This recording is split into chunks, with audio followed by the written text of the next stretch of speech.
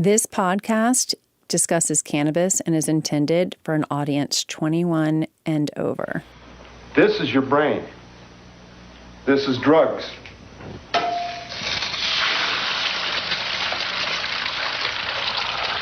This is your brain on drugs. Any questions? It's easy to assume that cannabis only has a negative impact on the brain. In our last episode about the war on drugs, we talked about just say no. This kind of message is so deeply programmed, but as usual with cannabis, the available science and anecdotal data are so much more complicated. Rather than frying our brains, we're starting to see that cannabis can have positive effects in rewiring brains that have trouble with migraines and sleep. Welcome back to How to Do the Pot. I'm April Pride. I do the pot. And I've had so many friends laugh at my delivery of that last line. I do the pot. They say I lower my voice and I still sound fearful and ashamed. So I just want to be really clear. My name is April Pride and I do the pot. In fact, I do the pot daily. And I want to share more about my personal experience, which we'll do later in this episode. In 2016, I founded Vanderpop, a cannabis company for and by women, and my new venture is Of Like Minds in this podcast, How to Do the Pot. We're exploring everything women want and need to know in this new era of legal cannabis. Today, what do we know about cannabis and the adult brain? How it might be helpful for women who suffer from migraines? What are the effects of cannabis on our sleep? All right, this is the last episode of this season of How to Do the Pot.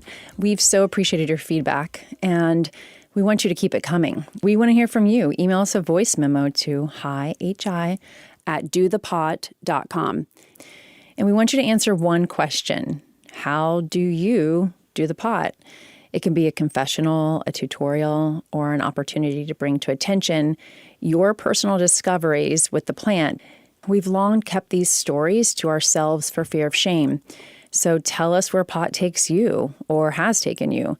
And although this is the last episode for this year, we do have more coming. We're working on incredible content with Sophie St. Thomas, who has written a new book, and Lizzie Post, who is the great-great-granddaughter of Emily Post, and she's going to share her etiquette suggestions. And we've already been hearing from some of you about how you do the pot. This is Carrie Solomon. I use CBD every night to help with sleep, and I find that when I consume it as a tincture, it doesn't exactly help me fall asleep, but it gives me a better quality sleep throughout the night. So even if I wake up for some reason, I'm able to go back to sleep a little easier.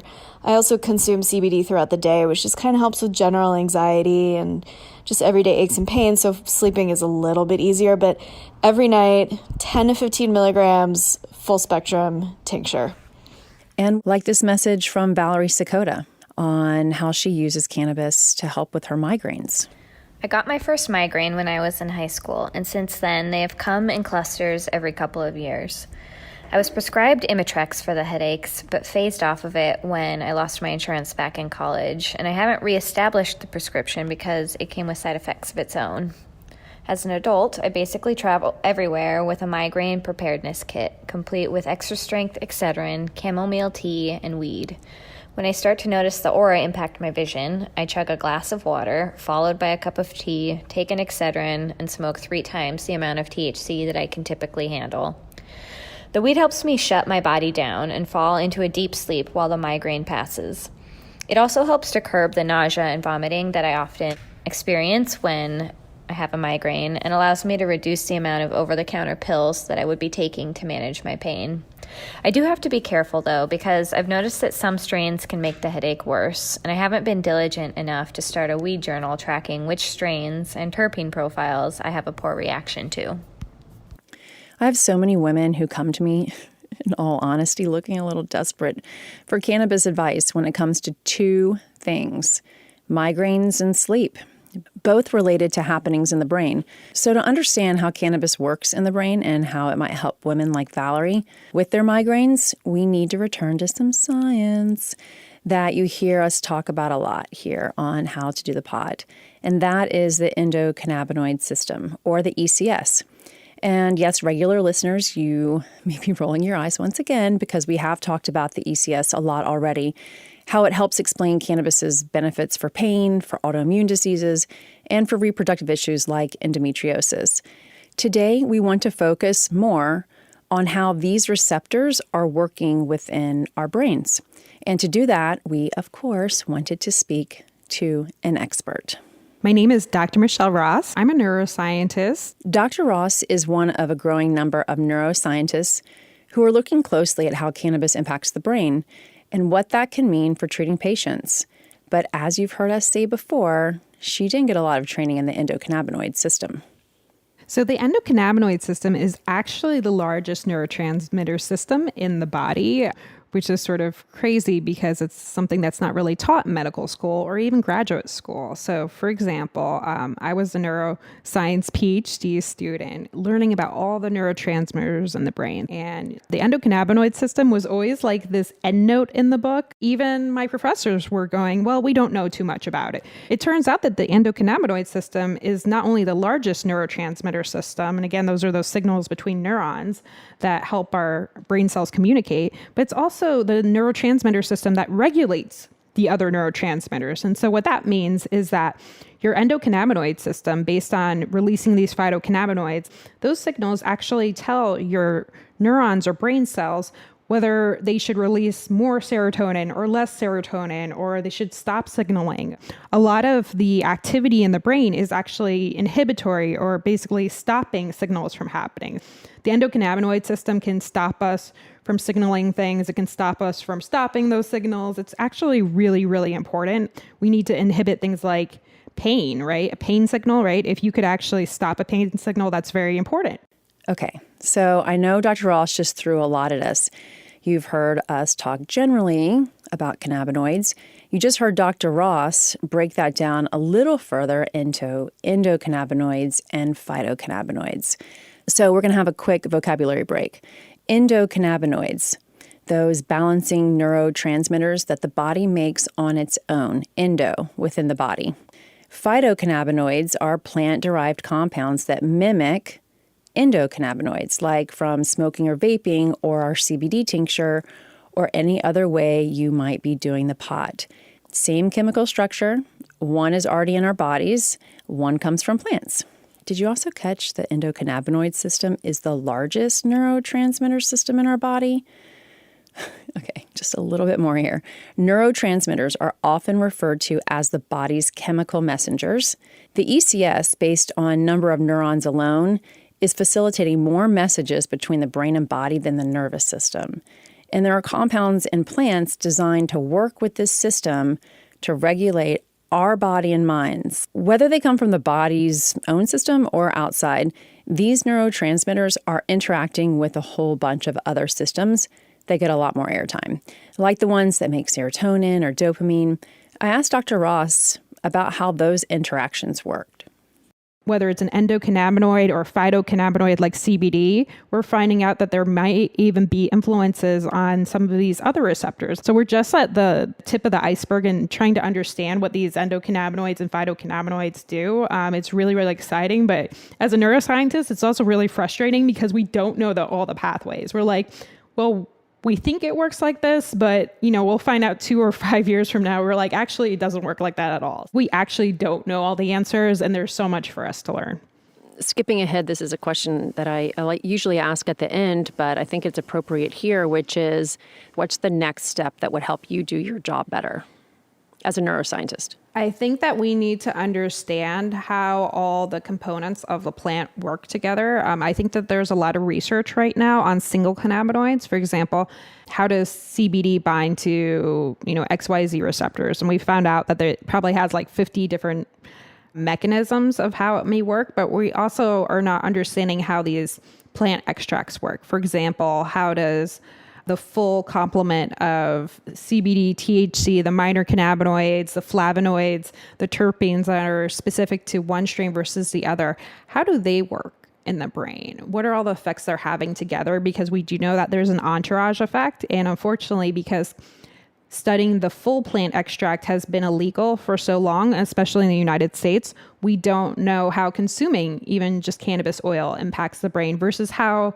just THC or just CBD impacts the brain. And I really think that there's so much potential for us once we understand how these full spectrum extracts work to be able to use them not only to treat diseases like epilepsy, like Alzheimer's, Parkinson's, and so on.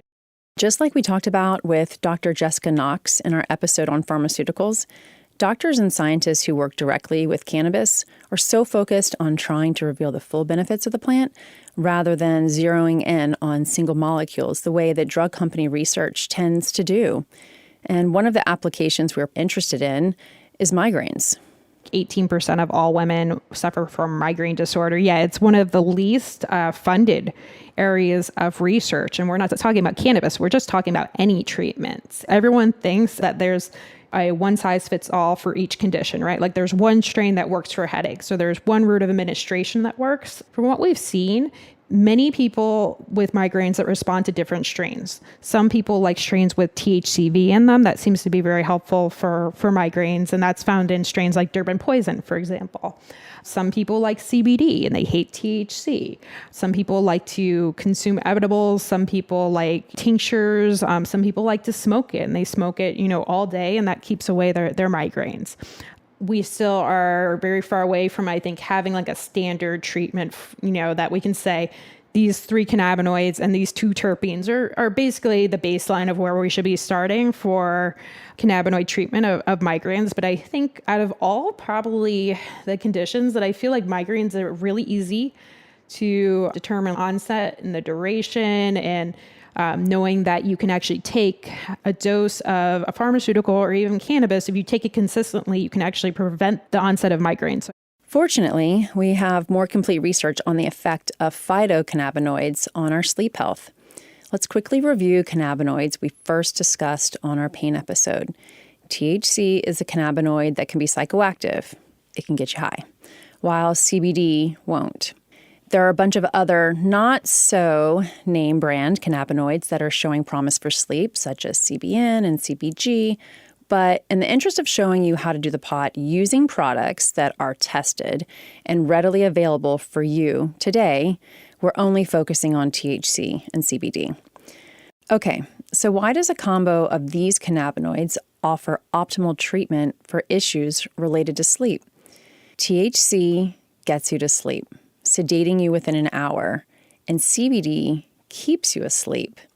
So in addition to stabilizing your sleep patterns at night, CBD is also optimizing your sleep-wake cycle throughout the 24-hour period. And a 2017 review suggests that CBD reduces daytime drowsiness, improves alertness, and relieves anxiety.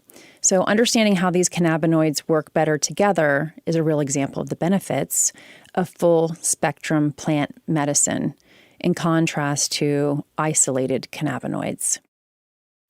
One of the other more profound, I think, discoveries with THC in the brain and sleep is that THC suppresses nightmares or dreams, and so this is often how PTSD manifests itself, through nightmares. So THC, because of the way that it reduces activity during REM and deep sleep, it takes away bad dreams.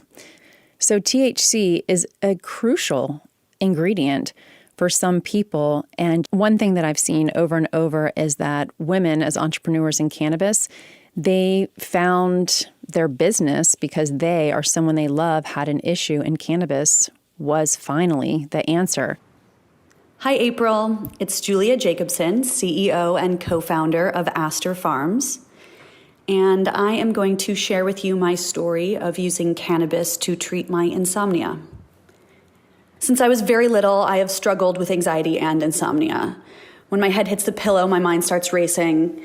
When I was little, it was all about analyzing everything that happened on the playground that day, but today it's running through every detail of our business. When I do finally fall asleep, I wake up almost every hour, and I'm forced to battle my racing mind again. As I got older, I was prescribed Ambien and lorazepam to help me get a normal night's sleep, but there were consequences, both big and small, to being on those medications. I woke up in the morning feeling groggy and hungover, and if I didn't fall asleep right away, I would actually hallucinate. Once my printer actually grew legs and crawled across the room to me, which was not as cool as it may sound. But worse, by my senior year of high school, I was addicted. The details of that struggle are private, but the consequences extended far beyond myself. I hurt my family, I lost friends, I lost a boyfriend, and I was almost kicked out of school. It was the darkest time of my life. But then in college, I happened to discover that if I smoked weed before bed, I slept through most of the night, and I didn't feel hungover, and I wasn't hallucinating about printers coming to life, and best of all, no relationships were hurt in the process. When I consume cannabis before bed, it stops my mind from racing. It shuts it all down. I can hear the ambient details like rain or my dog snoring, and my mind is able to wander off to sleep. It's absolute heaven after a lifelong struggle with insomnia. To get super technical about it, I'm all about clean and sustainable consumption. So I use a PAX 2 vaporizer, which you put ground flower into, not an oil cartridge. With my packs and a good nighttime strain, currently my favorite is our Watermelon OG, I can stay asleep for at least a few hours. And it's not just being asleep, it's a good deep sleep. So cannabis has given me a safe alternative to treat my insomnia, and I am incredibly grateful for that.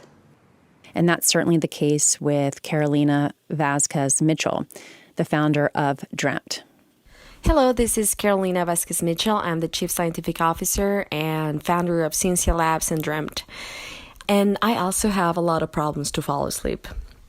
So everything started a long time ago when I was in a PhD program in chemistry. I was very stressed and I didn't want to use medication. So I started to use cannabis flower and it helped me to fall asleep. However, it wasn't long lasting. So I have to wake up several times during the night to smoke again. I was just irritating my lungs with all that smoke, so I had to stop smoking. And I didn't use cannabis until I was working as the chief scientist in this big manufacturing company. They were making cannabis vape pens, and I started using these vape pens, and they didn't irritate my lungs as bad as flower, so I started using this product again, but they were so high in THC that they make me anxious, and I wasn't able to fall asleep properly sometimes. And when I did fall asleep, I still have to wake up several times during the night and smoke again, so it was the same problem that I have with the flower.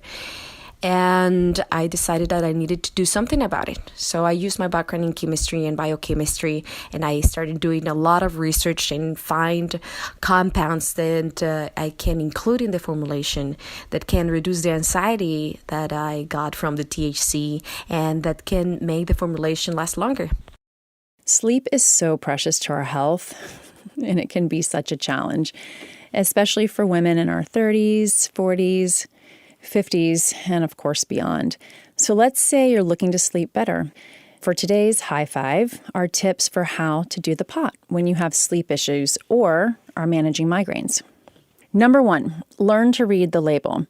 If you're in a state that has legalized adult use, there's more and better labeling. So what should you be looking for? Look at those percentage numbers. How much THC versus CBD is in this strain? And if you're just getting started with cannabis, look for high CBD strains. I would say start there. Number 2, find your ratio and your dose. If you visited a legal dispensary, then you may be familiar with packaging labeled in ratios printed 1:1, 3:1, 5:1, etc. Tinctures, capsules, and edibles can be found labeled in this way. And these denote the ratio of CBD, that's the first number, to THC, the second number. When you're buying flower and pre-rolled joints, you may need to do some mental math to figure out the ratios. These all refer to how much CBD is in your cannabis. The first number is CBD. So a 3-to-1 product has 3 times the amount of CBD as THC. When combined, CBD reduces the psychoactive effects of the THC. Just like sometimes you take 1 Advil and sometimes you take 3, it's the same thing with THC and CBD. Different conditions require different doses, even within the same person, right? So you just need to fall asleep, but you've got something on your mind. Chances are you can get away with a 20-to-1 tincture. Say you have a pounding headache and that's what's keeping you from going to sleep. As Valarie shared in the beginning of the episode, she requires 3 times the typical dosage of THC that she feels comfortable consuming, and it just knocks her out, right? She wakes up, the migraine's gone. So find your ratio, find your dose, and know that it does fluctuate, and it does change depending on the condition. This is the part that's like being a scientist or a doctor, keeping notes on what's working for you, getting a strain journal. It can be frustrating when you get too high or you don't get the sleep that you need, but the results, when it does work, can be profound. And cannabis has been shown to not be habit-forming, including as a sleep aid. Number 3, find a cannabis source with good recommendations. If you've been in a dispensary, you know there's a lot of talk about sativa and indica. The conventional wisdom is indica is the sleepy, body high kind of cannabis, and sativa is more peppy and creative. It's true that cannabis sativa and cannabis indica are 2 different types of plants, but these broad generalizations, they just don't pan out in terms of individual strains. I strongly recommend that you ask yourself, how do you want to feel? Do you want to be energized? Do you want to laugh? Do you need to be creative? Or as we've been talking about in this episode, do you want to be sleepy? You heard Dr. Michelle Ross mention terpenes. When you smell through your nose, terpenes, I feel, are where that smell meets the back of your throat and your taste buds. The other thing that I'd like to say about terpenes is when you smell flower, it connects with you or it doesn't. Some people like stinky, cheesy smelling nug, and others just really, they're turned off by it. I would follow your nose. If it doesn't smell good to you, it's probably not meant to be consumed by you. Try to smell it. Remember in our last episode how we talked about knowing who you're buying from. Talk to your bud tender at the dispensary. A good shop will have great recommendations based on both how and why you want to do the pot. Number 4, find your cannabis and sleep ritual. Using cannabis can be very ritualistic, just like getting into a good sleep routine. As you get to know your dosage and balance of CBD and THC, see if having a consistent way and time you use cannabis can help you prepare for sleep. Which brings us to number 5, a brand that focuses on delivering products that integrate beautifully into a sleep ritual. The brand we're featuring today is Potly and was founded by 2 women in California. Their first customers were their toughest. They're Asian immigrant moms, definitely conservative and totally not cool with cannabis. But one mom needed its healing properties to treat symptoms of asthma, so the founders got creative. They came up with the familiar and easy way to consume: raw wildflower honey harvested from their very own hives in the San Francisco Bay Area. So speaking of a nightly routine to help ease you into sleep, their infused hemp-derived CBD product, infused honey, can ship throughout the U.S. I know that I'm going to have a dry January, but I'm going to be high and dry, so a little bit of infused honey at night seems like it's better than a martini. Potly offers a full range of cooking ingredients. So their honey is also available in California with THC. They also have an olive oil that includes THC. So I feel like in the new year, there are so many ways that you can incorporate a very familiar and healthy form of consumption to battle your migraines or conquer your sleep issues. So visit potlyshop.com and save 10% when you enter promo code DOTHEPOT.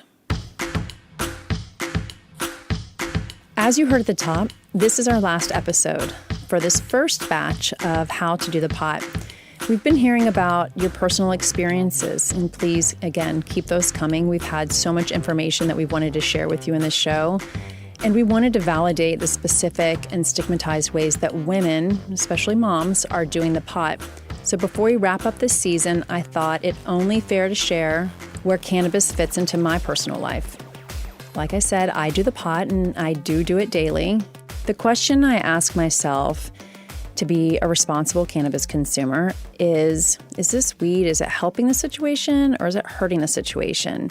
Weed doesn't have all the answers. You still have to show up and make good choices. Weed is for sure a choice that offers less harmful consequences than other ways I know that I've employed to manage my stress and mental health. So let's also be clear. I still meditate. I still take my daily prescribed meds. Cannabis definitely changes the formula for achieving my best life, but it's not a silver bullet. 76 million women have access now to legal cannabis in some form. Not all women can afford to consume cannabis without considering where the line item is in their monthly budget. These women who have found the plant to be the answer to being a woman with shit to do and looking for less harmful ways to adjust her attitude, they too may find themselves consuming on the regular. The reality of our current system is that pharmaceuticals are covered by insurance, weed is not, and black market weed is cheaper than regulated weed. Black market weed, though, is not tested. And now there are tax dollars at stake, so enforcement of illegal operations has in some ways become personal to the state. The reality of legal cannabis is so much more than how to get high, but thank God we can. People worked for decades to get us to legalize cannabis, and now we're working to normalize cannabis. That's what my co-founder Ellen Scanlon, my college friend, and I are looking to do with this venture of Like Minds and this podcast. We both want to help women get to their best cannabis-supported outcome. We also want to work in an industry that is committed to social change. We want to work with Of Like Minds to build a new type of industry with leadership we can all admire for their contributions to our collective vision. Please keep in touch as you tell us how you and your loved ones are using the pot. I'm April Pride. I do the pot, we got that straight, and we'll be back in 2020 with more of your questions, experiences, and research on how cannabis is impacting our lives and our society. Share with us the most simple or elaborate way you interact with the plant. Email us a voice memo to hi@dothepot.com. Thanks to my co-founder, Ellen Scanlon, our marketing manager, Ali Mussolino, producer, Gina Delvac, Ben Adair, and the whole team at Western Sound. If you like the show, please share it with someone. Rate and review us on Apple Podcasts, and you can find more about our guests, high five tips, and so much more at dothepot.com. See you next year.